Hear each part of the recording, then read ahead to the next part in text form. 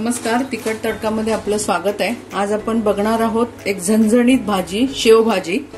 तिच्यासाठी मी इथे 2 कांदे कापून घेतलेले आहेत, थोडासा आलं आहे, 10-12 लसणाच्या पाकळ्या आहेत आणि इथे 1 वाटी साधारण खोबरं आहे। तुम्हाला जेवढी भाजी करायची त्या अंदाजाने तुम्ही हे सगळं सामान घ्या आणि थोडीशी कोथिंबीर आहे। मला 7-8 लोकांसाठी करायचंय म्हणून मी एवढं सगळं सामान घेतले। तर आपण आता हे कांदा तवा ठेवलाय मी तापत, तर पहिले कांदा आपण भाजून घेऊया।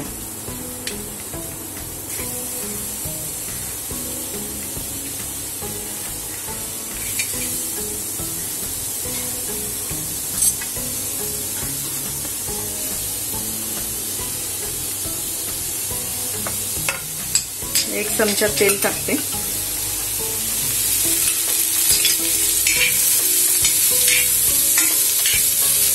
आपल्याला थोडासा लालसर होईपर्यंत भाजायचा आहे, काळा नाही करायचा, कारण ही भाजी एकदम अशी लाल भडक असते। जास्त काळा करायचा नाही, थोडासा लाल करायचा। तर आपला कांदा झालाय लालसर, आपण हा काढून घेऊया।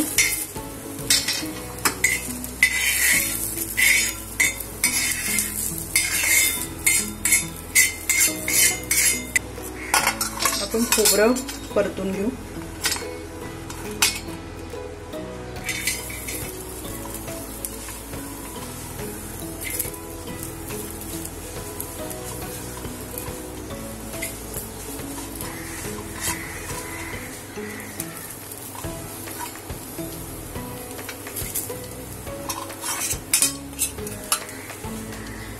थोडंसं तेल टाकलंय, ह्याला पण थोडं लालसर होईपर्यंत परतवायचं आहे आपल्याला।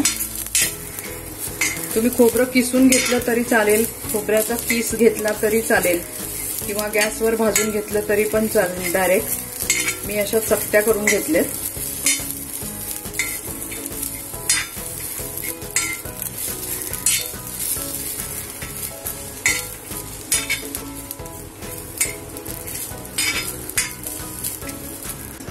आता आपले इथे खोबरं भाजून झालंय, आपण आता काढून घेऊया। ते गरम आहे त्याच्यातच आपण हे आलं आणि लसूण, तवा गरम आहे, आपण थोडंसं शेकून घेणार आहोत त्याला।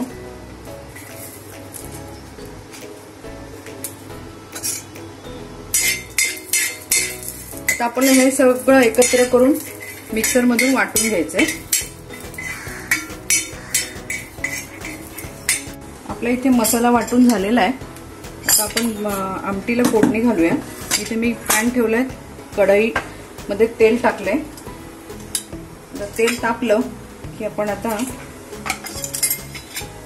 ही अशी शेव आपण टाकणार आहोत भाजीमध्ये, पण हिला डायरेक्ट उकळताना नाही टाकायची, नाहीतर एकदम लगदा होतो।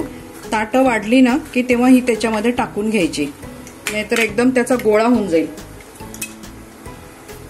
आता आपण मोहरी घालूया, जिरं, हळद,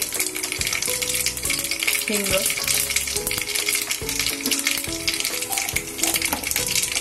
आपला हा वाटलेलं वाटण घालूया सगळं।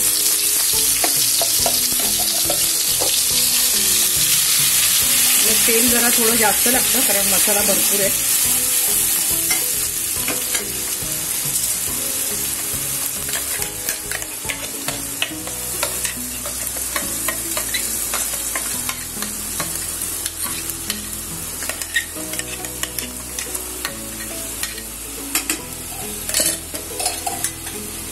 त्यामध्ये आपला घरचा मसाला घालते।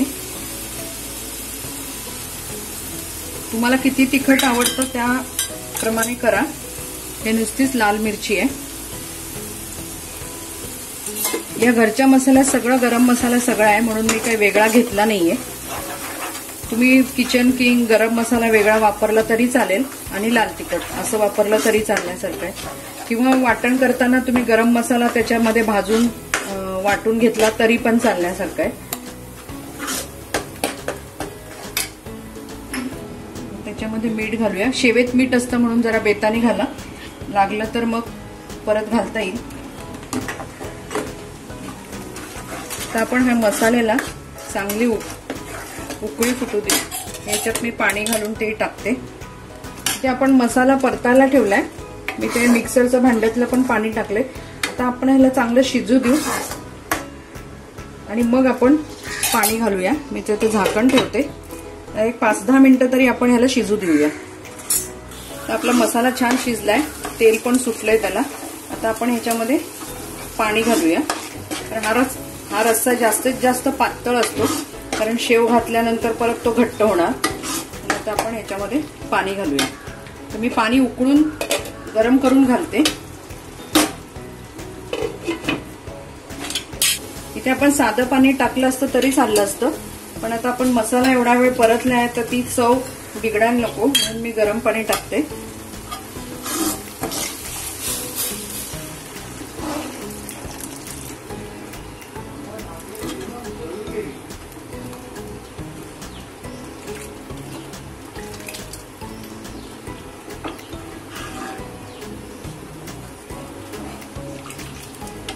इथे आपण आता पाणी टाकलंय, भाजीला उकळी येऊ देऊ।